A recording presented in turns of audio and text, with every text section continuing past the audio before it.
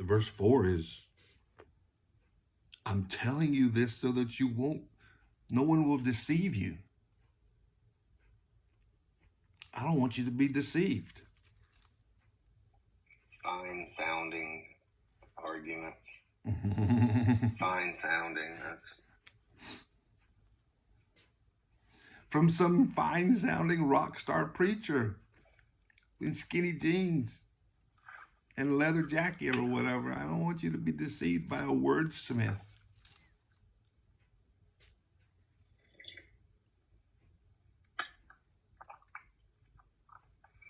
My gosh, there's so many fine sounding arguments, which is what he says right there in verse, 4?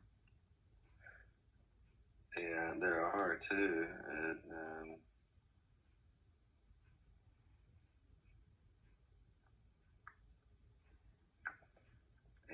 And people that are so, I'm not good with words or speaking or even trying to convey a thought verbally. Is just, I have a hard time just getting words together. But the people that are so good at it, and and I've known people that have been able, that are so good at it, and they use it. They can manipulate the conversation. They can manipulate. I mean, I remember just a boss that I used to have, and he was so good. I mean, it was almost like he could hijack my brain, and get me to think whatever, if I was displeased with something or I had an issue with something, he would spin it in a way where he would get me to, in the midst of the conversation, to a point where I'm agreeing with his side of whatever it is. And then not until later that day or 20 minutes later or an hour later, however long later, would I realize, like, oh dang, I was like duped kind of thing. Like, he got me. Hath God really said, thou shalt not eat from the tree of life, the tree of good and evil? That's exactly what Satan did to Eve in the garden.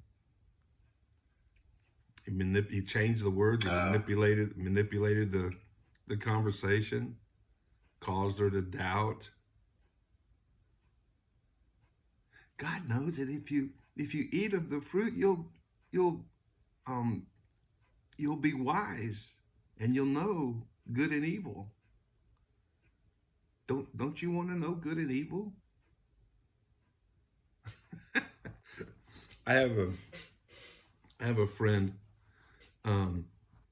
It's Mark Hall, Casting Crowns. He's a wordsmith, right? Most of the songwriters are.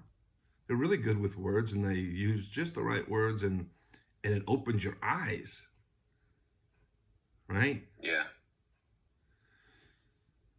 But I have another friend from when I was a teenager, and he's a wordsmith, and he does not use it for the glory of God. He uses it to, Galatians says, if anyone comes to you with another gospel, right, don't listen to him. Well, that's what he does. He takes the gospel and twists it to say what he wants. He's like 2 Timothy 4, verse 3 and 4. A time is coming when men are going to tickle your ears. People are going to want preachers who will tickle their ears and make them feel good, and that's what he does. It distorts the truth. He's a wordsmith, and it's his gift from God is not sanctified. He doesn't lay it before the Lord and say, God, you've obviously given me a gift of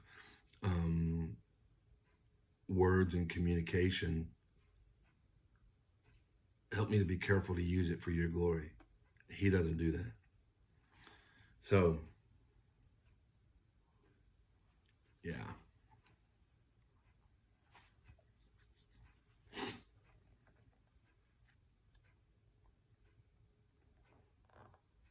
So that no one may deceive you, right there in Colossians 2 and verse 4. I'm telling you this so that no one will deceive you by fine sounding arguments.